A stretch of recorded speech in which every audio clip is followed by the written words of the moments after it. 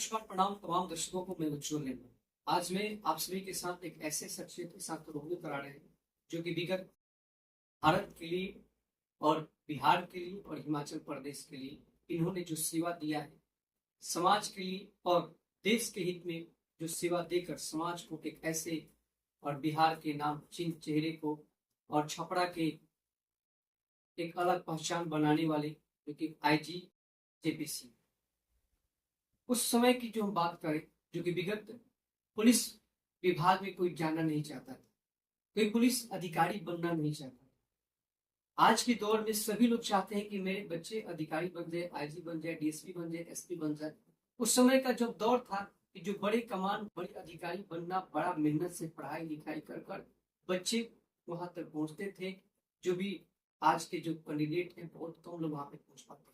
छोटा समय परिचय इनसे जानने की कोशिश होगा और बातचीत होगी। खास मुद्दा होगा कि आखिर वो समय क्या था पढ़ाई का और आज का समय क्या दौर रहा कि बच्चे पढ़ तो रहे हैं लेकिन उस लेवल पे नहीं पहुंच पा रहे हैं। क्या कारण हो रही है? स्वागत है सर हमारे चैनल में। छोटा सा परिचय और दर्शकों सर। धन्यवाद। मैं जयप्रकाश सिंह, भारतीय पुलिस सेवा का अधिकारी हूँ। हिमाचल प्रदेश मेरा कैडर है और वर्तमान में मैं शिमला में आईजी के पद पर पदस्थापित हूँ। सर विगत आप जिस समय पढ़ाई लिखाई करके इतने बड़े अधिकारी के रूप में आपने जब पदस्थापना किया, ज्वाइन किया, तो क्या उस समय के माहौल और आज के माहौल में क्या अंतर है, क्योंकि दर्शक जाने। देखिए, हम लोग जब पढ़ाई की शुरुआत किए थे तो बिहार में बिजली भी नहीं था, सड़क भी नहीं थी। तमाम जो बुनियादी सुविधाएं एक छात्र को मिलना चाहिए वो सब उपलब्ध नहीं था। तो आमतौर पे तो हम लोग लालटेन के नीचे ही पढ़ाई किए। कई बार लालटेन भी नहीं होता था तो केरोसिन ऑयल जलाकर डिबिया बनता था। डिबिया के साथ भी हम लोग पढ़ाई किए हैं। तो कठिन दौर था। स्कूलों में भी ज़्यादा सुविधा नहीं थी, बेंच वगैरह नहीं थे, तो जमीन पर या बोरे पर बैठकर पढ़ाई करते। तो वो एक कठिन दौर था। और आजकल के बच्चों को तो मालूम ही नहीं है कि ऐसा भी होता होगा कि बिजली नहीं है और बैठने का बेंच नहीं है। तो वो कुछ और दौर था, ये कुछ और दौर। मैंने उस समय के दौर में जब आप पहली बार जब आप पुलिस कांस्टेबल में आपने जब ज्वाइन किया, तो क्या सारण के लिए वो चीज में, बिहार के लिए वो इस चीज में मिला कि आखिर बिहार के सारण जिला के माजी प्रखंड के एक लड़का इतना पढ़ाई लिखाई करने के बाद इतना पदवी पे गया, तो कितना गौरव आपको लगा? देखिए, उस समय सोशल मीडिया बिल्कुल था ही नहीं। तो मैं इलाहाबाद में उस समय पदस्थापित था। और जब रिजल्ट आया मेरा यूपीएससी का, तो दीपिका से प्रथम प्रयास में ही मुझे ऑल इंडिया 59 रैंक आया था। तो दिल्ली इंटरव्यू देने गया था, अभी दिल्ली ही था तो रिजल्ट निकल गया। मैंने फ़ोन से दो चार लोगों को बताया, अपने घर पर बताया, इलाहाबाद में जहाँ रहता था वहाँ लोगों को बताया। और मुझे नहीं याद है कि शायद स्थानीय मीडिया में भी वो निकला होगा अखबार। तो ये साल 2000 की बात है, 2024 है। 24-25 साल में बहुत परिवर्तन हुआ है। ज़्यादा पब्लिसिटी नहीं हुआ, लेकिन मैं एकमा मांझी का रहने वाला हूँ। तो वहाँ पर जो तमाम लोग हमारे परिवार को, हमारे घर को जानते थे और जिनको हम जानते थे, उनका बारी बारी से मैसेज पहुँचाया गया और वो जाने बहुत खुश हुए। तो अच्छा लगा। लेकिन बृहद स्तर पर इसका कोई प्रचार प्रसार नहीं हुआ कि सारा जिला के भी सारे लोग जान जाए, या सारण से बाहर बिहार के लोग जान जाए, या यहाँ के अखबार में निकले, या इलाहाबाद में मैं रहकर तैयारी किया था वहाँ के अखबार में निकले। ऐसा कुछ नहीं हुआ। इलाहाबाद में स्थानीय तौर पे एक कोचिंग इंस्टीट्यूट ने हमारे लिए सम्मान समारोह का आयोजन किया, जिसमें उस समय की वहाँ की जो मेयर थी मैडम गीता बहुगुणा जी, जो बाद में एमपी बनी, तो वो आई हुई थी मुख्य अतिथि के रूप में, उन्होंने मुझे सम्मानित किया था। इलाहाबाद में बहुत लड़के पढ़ाई करते हैं और सिविल सर्विस उनका पैशन है, तो उन लड़कों में जरूर मैं चर्चा का विषय बना। ये सर्विस में रहते हुए, बिना कोचिंग किए हुए, बिना किसी तरह का लाभ लिए हुए, रहने वाले बिहार के हैं, पढ़े हैं पटना यूनिवर्सिटी से, इलाहाबाद में सर्विस करते हैं, और फिर भी उन्होंने पहले अटेम्प्ट में ही 9th रैंक प्राप्त कर लिया। तो ये मैं उन छात्रों के बीच में चर्चा का विषय था जो लोग सिविल सर्विस का या पीसीएस की तैयारी करते थे, लेकिन मीडिया में, चाहे प्रिंट मीडिया हो, सोशल मीडिया में था ही नहीं, बहुत ज्यादा प्रचार प्रसार नहीं होता। अच्छा, एक बड़ी सवाल है आपसे सर कि आज के दौर में एजुकेशन सिस्टम की हम बात करें तो एजुकेशन सिस्टम सबसे ज्यादा वास्ट हो चुका है, संसाधनों की बहुत ज्यादा व्यवस्था हो चुकी है। जब आप उस समय थे जब संसाधन नहीं था, किताब थे तो प्रोफेसर नहीं था, प्रोफेसर थे तो किताब नहीं था, दोनों रहते हुए पैसा नहीं था, तो वो दौर आज के दौर जो युवा पीढ़ी है जो लोग नहीं समझ पा रहे हैं, मैं वो फीलिंग चाहता हूँ कि आज के दौर के युवाओं को ये समझ में आए कि संसाधन रहते हुए भी मैं उस रैंक पर क्यों नहीं पहुंच पा रहा हूँ, कहाँ कमियां हैं। देखिए, आपने वैसे तो एक बहुत ही जनरल सी बात कही है, लेकिन आपका जो प्रश्न ऐसा है जैसे कि साक्षात मेरे बारे में ही आप बता रहे हैं। ये स्थिति मेरी भी थी कि अमूमन ये स्थिति होती थी कि पैसे का तो अभाव होता ही था। पैसे के अभाव की वजह से उपयोगी और जरूरी किताबें नहीं खरीद पाता था, और जो अन्य सीमाएं थी, कभी क्लास में अगर टीचर से कुछ पूछ लिए तो पूछ लिए, इसके अलावा टीचर तो मिलते नहीं थे। तो ये बात बिल्कुल सही है, पैसे का भी अभाव था, और मटेरियल्स का भी अभाव था, और शिक्षक का भी अभाव। लेकिन ये एक बहुत अच्छी बात है उस समय की कि जो शिक्षक थे बहुत ही क्वालिफाइड थे और बड़े कमिटेड थे। इतना देर पढ़ाते थे, और जो पढ़ाते थे वो उस तरह का शिक्षक अब नहीं मिलते, जो उनका कमिटमेंट होता था। तो हमें उस बात की खुशनसीबी रही है कि बहुत ही क्वालिफाइड और मेहनती शिक्षक थे, और जिसका परिणाम ये है, कम संसाधनों में भी हम लोग इस मुकाम तक पहुंचे। आज की कॉन्टेक्स्ट में मैं ये कहूँगा कि आज देखिए, एक अंग्रेजी में टर्म है प्रॉब्लम ऑफ प्लेंटी। पहले जितना ही अभाव था उतना ही आज मटेरियल की प्रचुरता है।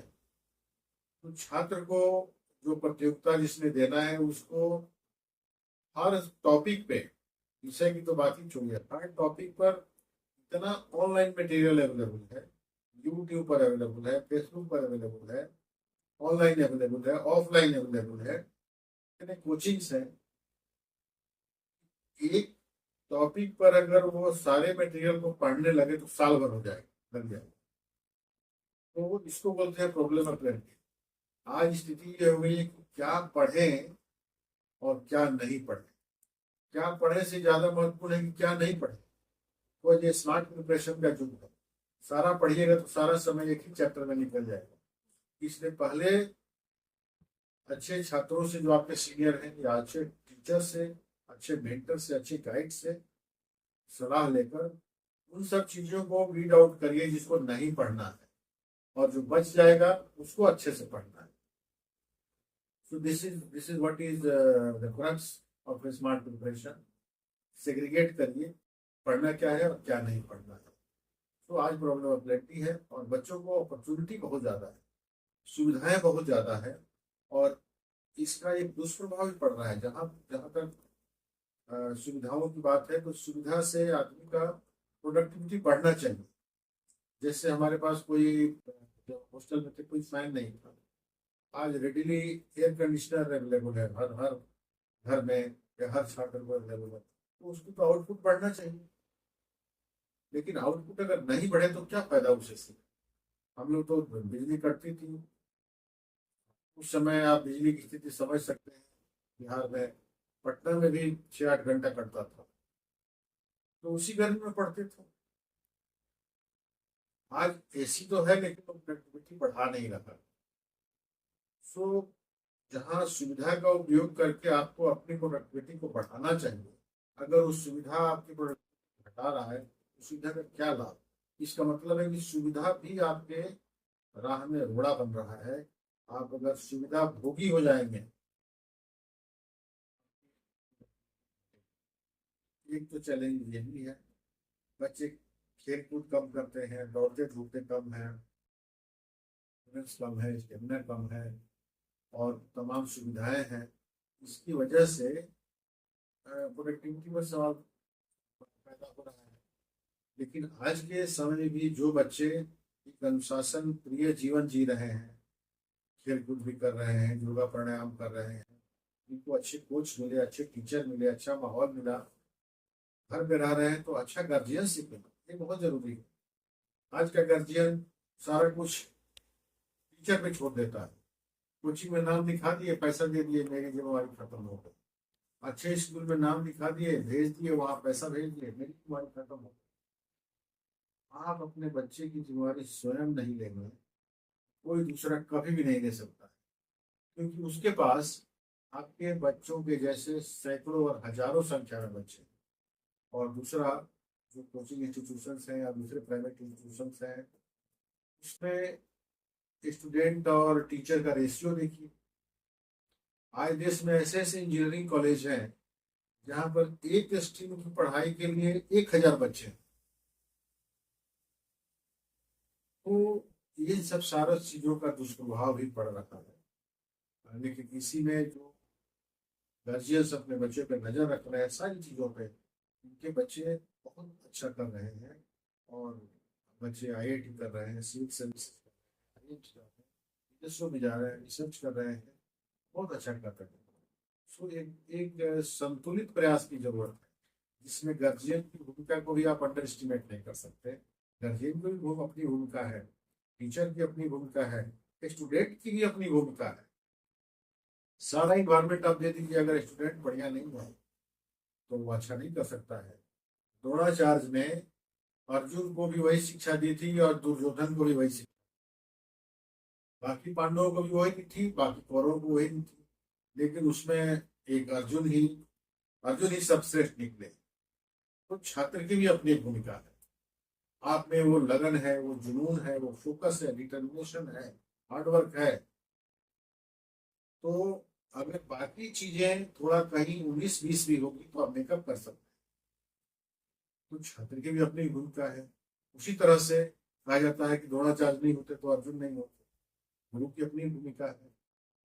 आज जो संसाधन है, इसलिए आपको मटेरियल के पास एक्सेस कर दें, घर बैठे हुए बटन दबाकर थ्रू इंटरनेट आप बेस्ट ऑफ रिसोर्सेज डिजिटली आप प्राप्त कर सकते हैं। तो आप कितना उसका सदुपयोग करते हैं, ये स्टूडेंट पर निर्भर है। ऑनलाइन मटेरियल तो पोर्नोग्राफिक मटेरियल भी है, बहुत गलत गलत मटेरियल भी चीजें अवेलेबल है। सो इंटरनेट चाहे मोबाइल है या कंप्यूटर है, ये लाइक डबल एजेड वेपन। आप कैसे इसका इस्तेमाल करते हैं, अपनी बेहतरी के लिए इस्तेमाल करते हैं या अपने को बर्बाद करने के लिए इस्तेमाल करते हैं, ये भी छात्र पर निर्भर है। तो बहुत बड़ा जो आज अपॉर्चुनिटी है, वो बहुत बड़ा एक चैलेंज, छात्रों के लिए चैलेंज भी बन के टेक्नोलॉजी आया। तो हर छात्र को अनुशासित रहने की जरूरत है, संयमित रहने की जरूरत है, किसके साथ संगति करना है, किसके साथ संगति नहीं करना है, किससे इंटरेक्शन करना है, किससे नहीं करना है। जितना आप अपने आप को अनुशासित रखोगे, जितना आप अपने को बचा कर रखोगे और फोकस रहेगा अपने पढ़ाई पर, करियर डेवलपमेंट पर, पर्सनालिटी डेवलपमेंट पर, उतना आप सफल करोगे। सर एक बड़ी सवाल है कि आमतौर पे आप जितने भी अपने सर ने बात कहा सामाजिक स्तर पे, उस समय के दौर की सर बात कर रहे थे जब ये टोटली संसाधन नहीं था। अगर यातायात की हम बात करें तो ट्रेन पकड़ने जाए तो 6 घंटा बैठना पड़ेगा। गाड़ी की बात करें तो सड़क अगर अगर भाई बस मिल भी गया तो 8 घंटा 10 घंटा पटना जाने में लगता। तो जितने भी संसाधन का उस समय का जो दौर था, सब ने मेहनत करके वो अपॉर्चुनिटी लेकर आए। लेकिन सर बड़ी सवाल है आपसे, लगातार आपको जल्दी भी देखा गया है कि आप भारत सरकार और जहां पर भी आप पोस्टिंग हुई वहां पे सबसे बड़ा आतंकवादी एरिया रहता है, हमेशा आपको उसी एरिया में आपको पदस्थापित किया गया है। तो उस समय के दौर में क्या रहता था कि अगर उतने बड़े माहौल में और देश के प्रति सजग होकर आपको उतने बड़ा कमांड मिल जाए, तो कैसे उस कमांड को देश के लिए आप तैयार? देखिए, पहले तो आपने ट्रांसपोर्टेशन की बात मैं बता दूं। जब मैं 10th पास किया था, जो मैट्रिक बोलते हैं उसको, तो पहली बार मैं अपने गांव से अ, छपरा आया और म्यूनसिपैलिटी चौक पार करते हुए मैं पटना गया। तब तक की मेरी यात्रा गांव से शुरू होकर और छपरा तक ही थी। छपरा की पूरब कभी नहीं गया। छपरा भी एक या दो बार आया था, छपरा से पूरब नहीं गया था। और उस समय भी मैं बस के छत पर मुझे बैठना पड़ा, क्योंकि नीचे बस भरा हुआ था और अपना सामान पेटी लेके बस बस पर बैठना पड़ा। और यहाँ से गए हम लोग पालेजा घाट, पालेजा घाट से स्टीमर पकड़ा, फिर बैंगलोर घाट गए। तो ये स्थिति होती थी उस समय ट्रांसपोर्टेशन की। जहाँ तक आपके सवाल का जो दूसरा पक्ष है कि हमेशा आतंकवादी और ट्रबल जगह में आप पहुंचे रहे हैं। शुरुआती दौर में मैं मिलिट्री ज्वाइन किया था और अल्पकालीन सेवा जारी फौज का। तो फौज की ट्रेनिंग जब हम लोगों की हो रही थी चेन्नई में, उस समय उसको मद्रास बोलते हैं, तो उसी समय जो श्रीलंका में भारतीय सेना गई थी, IPKF इंडियन पीस की फोर्स गई हुई थी। तो हम लोग को लग रहा था कि सेवा के बाद हम लोग की तैनाती श्रीलंका में ही हो जाएगी। पूरा बैच तो नहीं गया, लेकिन हमारे बैच के कुछ लोग जिनकी रेजिमेंट श्रीलंका में थी वो लोग गए थे। खैर, मेरी पोस्टिंग हुई एक ऐसे बटालियन में जो उस समय गुरदासपुर में थी। 88 की बात है। गुरदासपुर में उस समय आतंकवाद चरम सीमा पे था। तो मैं सीधे ट्रेनिंग के बाद गुरदासपुर पहुंचा और that was thick of militancy. ये अमृतसर, बटाला, गुरदासपुर, पठानकोट, ये सब जो एरिया था काफी प्रभावित था। तो वहाँ पर हमारी तैनाती रही और काफी दौर था। हम लोग जो ट्रेनिंग किए थे तुरंत ही उसका लिटमस टेस्ट का समय आ गया। 3.5 साल हम वहाँ रहे। हमारे कारगिल में गोलियां भी कई बार चली और काउंटिंग एंड सर्च ऑपरेशन में भी हम भाग लिए हैं। तो उसमें रिस्क तो रहता ही है। ये अनुभव रहा। उसके बाद हमारी पोस्टिंग कारगिल में हो गई। तो कारगिल को तो आप समझते ही हैं, वहाँ पे अल्टीट्यूड बहुत ज़्यादा है और हमारी जो पोस्ट थी वो और ऊपर था। वहाँ पे माइनस टेम्परेचर हो जाता है, बर्फ बहुत, काफ़ी कठिन दौर था। और वहाँ पर पहले तो from across line of control से लड़ने के साथ साथ डेली बेसिस पर से लड़ना है। मैं जहाँ पे था वहाँ -20 से लेकर -40 तक टेम्परेचर चला जाता था, विंटर में थे।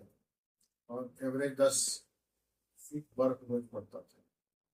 तो आप समझ सकते हैं वहाँ किस तरह का जीवन होगा। लेकिन नया नया ट्रेनिंग करके गए थे, देश की सेवा करने का एकदम जज्बा था, यंग भी थे। तो तमाम जो चुनौतियाँ थी उसको हम लोग अच्छे से मुकाबला किए। मोरल हमारा बहुत टाइम था और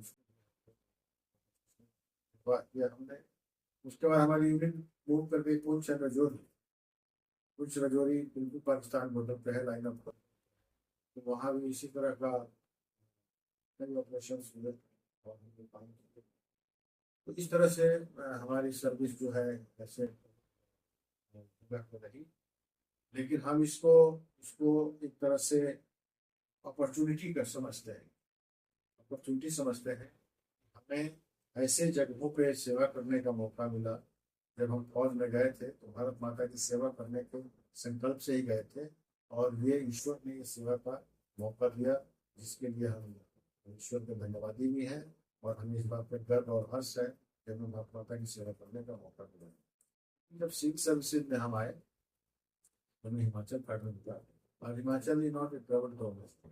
हिमाचल अत्यंत पीसफुल है, इसको देवभूमि बोलते हैं। लोग बहुत अच्छे हैं। इसलिए हिमाचल में वो चैलेंजेस नहीं रहे फौज के दौरान तक है। हिमाचल बहुत ही संगठित राज्य है। छिटपुट घटनाएं तो कभी भी हो सकती है, लेकिन ओवरऑल हिमाचल एक बहुत ही शांतिप्रिय राज्य है। अच्छा, ये एक और सवाल आपसे सर रहेगा कि उस समय की जो दौर आप बता देश का था, पाकिस्तान के तमाम इलाकों में रहते थे, लेकिन क्या कभी भी लोग उस समय में अगर किसी का अगर फौज में नौकरी हो गया तो इस ऐसा माहौल आता था तो परिवार वाले उसको फौज से छुड़वा देते थे, बोलते थे गांव में आके तू खेती कर, लेकिन फौज का नौकरी छोड़ दो। तो क्या कभी ऐसा परिवार से या कभी आपको ऐसा लगा कि नहीं मुझे फौज को छोड़ देना चाहिए, देश सेवा छोड़ देना चाहिए, गाँव के प्रेम सेवा करना चाहिए, क्या ऐसा भी करना है? देखिए, ऐसा है कि मैं जब कॉलेज में था तो कॉलेज में तो ग्रेजुएशन के बाद गया, इंटरमीडिएट में ही मैंने एनसीसी ज्वाइन कर लिया था।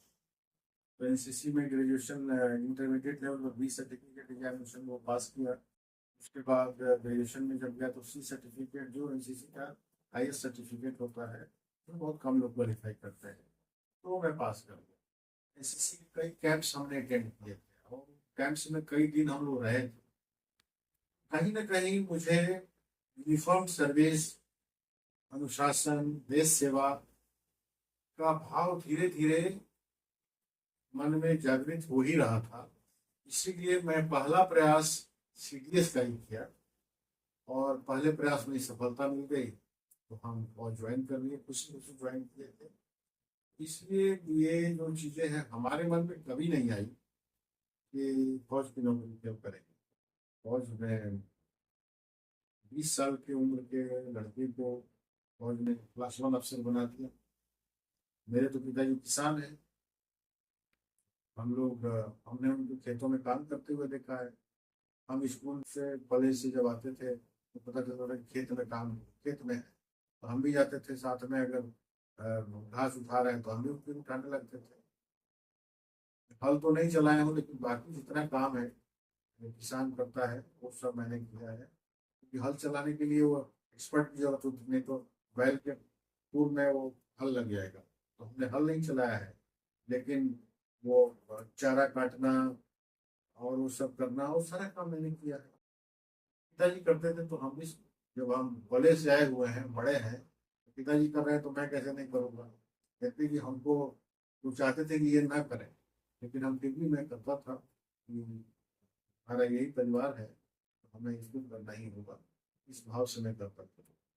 तो इसलिए हम गाँव से भी प्यार है, लेकिन हमने फौज से भी बहुत प्यार और मोहब्बत। ऐसा लगातार देखा जा रहा है कि समाज में, बिहार की हम बात करें, बिहार की व्यवस्था की हम बात करें, बिहार में भी लगातार क्रांति दिन प्रतिदिन बढ़ती जा रही है। क्रांति में अगर हम बात करें तो अभी हाल फिलहाल के प्रशांत किशोर की हम बात करें तो प्रशांत किशोर लगातार बिहार की पूरा दौरा किए, और दौरा करने के बाद भी उन्होंने सीधे साफ तौर पे अभी कुछ दिन पहले ही परसों पार्टी उन्होंने बनाई, जिन्होंने जन स्वराज की स्थापना कर दी है, जन स्वराज पार्टी बनाई। तो क्या लगता है कि प्रशांत किशोर अगर बिहार से आते हैं तो क्या जातिगत राजनीति की जो बात कर रहे हैं प्रशांत किशोर के आने से बिहार में बड़ा बदलाव आ सकता है? देखिए, वैसे तो सब कुछ भविष्य के गर्भ गर्भ में है, कहना बहुत मुश्किल है। लेकिन एक चीज ये है कि बिहार से बाहर बहुत लोग हैं जो तमाम संघर्ष के बाद यहाँ से उठ के गए हैं और वो बहुत अच्छा कर रहे हैं। लेकिन देखते हैं कि बैक होम बिहार में बहुत प्रकार की समस्याएं हैं, तो लोग बिहार की स्थिति देखकर पीड़ा महसूस करते हैं। मैं भी वो पीड़ा महसूस करता हूँ और मेरा मानना है कि संभवतः प्रशांत जी भी इस तरह की पीड़ा महसूस किए हैं। कहीं ना कहीं उनका भी मन द्रवित और व्यथित हुआ होगा। नहीं तो यूएन की नौकरी के साथ साथ जो जिस तरह से उनकी कंपनी काम कर रही थी और किसी चीज़ की कमी तो है नहीं, तो वो छोड़कर पैदल यात्रा के लिए बिहार के लिए संभवतः उनका बिहार बनाने का जो मैप है, मीडिया में पढ़ता हूँ, तो पढ़ के बहुत अच्छा लगता है। हम यही शुभकामना देंगे कि वो मिशन में कामयाब हो। बट ये तो समय बताएगा कि फाइनली कामयाब होते हैं कि नहीं होते हैं। लेकिन एक विकसित बिहार की ओर कदम बढ़ाने का प्रयास, सार्थक प्रयास कर रहे हैं, ईमानदारी से प्रयास कर रहे हैं, ऐसा प्रतीत होगा। जैसे कि आपने कहा कि प्रशांत किशोर जो पार्टी बनाए बेहतर अच्छा कार्य कर रहे हैं, सोशल मीडिया के माध्यम से, तमाम टीवी के माध्यम से देखते हैं। प्रशांत किशोर को लोग आइडियोलॉजी भी मानते हैं, या भारतीय जनता पार्टी के हम मदद की प्रशांत किशोर जी। बंगाल में जाकर ममता बनर्जी जी को भी प्रशांत किशोर ने मदद किया, बिहार में भी माननीय मुख्यमंत्री नीतीश कुमार जी को मदद किया। लेकिन बिहार की जो राजनीति की हम बात करें, बिहार में पद यात्रा की, सभी जाति धर्मों के साथ प्रशांत किशोर ने पार्टी बनाई। तो क्या बिहार की जो जाति की हम बात करें, बार बार प्रशांत किशोर कर रहे हैं कि जाति की राजनीति को खत्म हो, हम कर दिखाएंगे। प्रशांत किशोर के भी 15 दिन पहले उन्होंने ये भी ट्वीट किया था कि बिहार में अगर मेरा सरकार तो ये तमाम जो सिस्टम है, क्या प्रशांत किशोर बिहार के लिए एक आइकन बन गया है? बिहार के जो प्रभावित कई बिहारी भी हैं और बिहार से भी हैं, तो कई राज्यों में प्रशांत किशोर कहते रहते हैं कि मैं अगर बिहार से हूँ, कहीं मैं जाता हूँ या मेरे बिहार के मजदूर कहीं जाते हैं तो लोग उन्हें बिहारी का प्रभावित करते हैं, लोग बिहारी को एक गाली समझते हैं। कई उन्होंने सोशल मीडिया पे कहा। तो क्या लगता है कि प्रशांत किशोर बिहार में पार्टी बनाए हैं तो बिहार की विकास, शिक्षा, स्वास्थ्य, रोजगार और सरकार की उन्नति की ओर ये काम करते हैं? देखिए, जो मैं प्रिंट मीडिया या इलेक्ट्रॉनिक मीडिया के माध्यम से देखता हूँ, जो रखने का प्रयास किया है, उसके अनुसार उनका एक विजन तो है बिहार को विकसित बनाने का, और रिसोर्सेज का अभाव है बिहार में। लेकिन जैसे शराबबंदी की बात उन्होंने की, तो वो आबकारी नीति होती है हर राज्य की। जैसे मैं उत्तर प्रदेश सरकार की जब सेवा में था, तो आबकारी विभाग में मैं फाइनेंस अकाउंट अफसर भी रहा। उस समय 25-26 हजार करोड़ रेवेन्यू होता था उत्तर प्रदेश का। अब तो शायद 40-50 हजार करोड़ होगा। अब इस शराबबंदी में से हमको लगता है 40 हजार करोड़ का लॉस तो गवर्नमेंट को होगा ही। अब सोचिए कि इस 40 हजार करोड़ को अगर खर्च किया जाए शिक्षा व्यवस्था को दुरुस्त करने की, स्वास्थ्य व्यवस्था को दुरुस्त करने की, तो हमारे पास रिसोर्सेज का अभाव है। सरकार, हर सरकार अच्छा काम करना चाहती है। ऐसा नहीं कि कोई सरकार नहीं चाहती है कि मैं अलोकप्रिय हो जाऊं, कोई सरकार नहीं चाहती है कि हमारे समय में कानून व्यवस्था की स्थिति खराब हो जाए। लेकिन सबको करने के लिए दो चीज चाहिए, एक विल पावर और दूसरा संसाधन। विल पावर होते हुए भी अगर संसाधन नहीं है तो आप चाहकर भी नहीं कर सकते। तो जो भी वो अच्छा करना चाहते हैं, साथ साथ उनको संसाधन की व्यवस्था करनी। तो मैं समझता हूँ कि शराबबंदी को हटाकर जो 35-40 हजार करोड़ रुपया आएगा, इसका अगर सदुपयोग किया जाए, शिक्षा और स्वास्थ्य के इंफ्रास्ट्रक्चर हो और इन दोनों की गुणवत्ता बढ़ाने में बहुत अच्छा काम किया जाए, तो मुझे तो लगता है कि ये बहुत ही सकारात्मक कदम है। और अगर वो आते हैं तो जरूर इसको करना चाहिए। इतना सफल होते हैं ये तो भविष्य बताएगा, लेकिन सोच सकारात्मक लग रही है। जैसे सर आप जैसे कि आपने कहा प्रशांत किशोर का सारा का मतलब है, अच्छा लग रहा है, विचारों का अच्छा लग रहा है, बिहार के कुछ कर दिखा पाएंगे। आप बिहार से हैं, बिहार को किस तरीके का डेवलपमेंट आप देखना चाहते हैं? जो बिहार की इतिहास हम लोग किताबों में पढ़ते हैं, किताबों के पन्नों में दब गया, आज का जो बिहार है वो आगे नहीं बढ़ पा रहा है। तो बिहार की जो डेवलपमेंट के बगल में उत्तर प्रदेश की बात, तो उत्तर प्रदेश में कई फैक्ट्रियां हैं, कई वहां पे बड़े बड़े वहां पे अस्पताल बने हुए हैं, कई शिक्षा के ऊपर बड़ी काम होते हैं। उत्तर प्रदेश की शिक्षा की बात करें तो न्यूनतम रुपया में बच्चे अच्छा टॉपर क्लासेस पढ़ सकते हैं। लेकिन बिहार की शिक्षा की बात करें तो ज्यादा संसाधन भी लगता है, पैसा भी ज्यादा लगता है और सेमेस्टर भी पीछे रहता है। तो ये संसाधन, अगर आपको क्या लगता है कि बिहार में कैसे लोगों को आना चाहिए, बिहार को हर वाली बात की शिक्षा हो, स्वास्थ्य हो, प्रशासनिक की बात करें, सड़क की बात करें, समस्या की बात करें, बेहतर हो पाए और जाति से उठकर लोग काम कर पाए, कैसे लोगों को आना चाहिए? देखिए, जाति व्यवस्था हमारे देश की कटु सच्चाई है, और बिहार को अगर विकसित होना है तो इससे उबरना पड़ेगा, इससे निकलना पड़ेगा।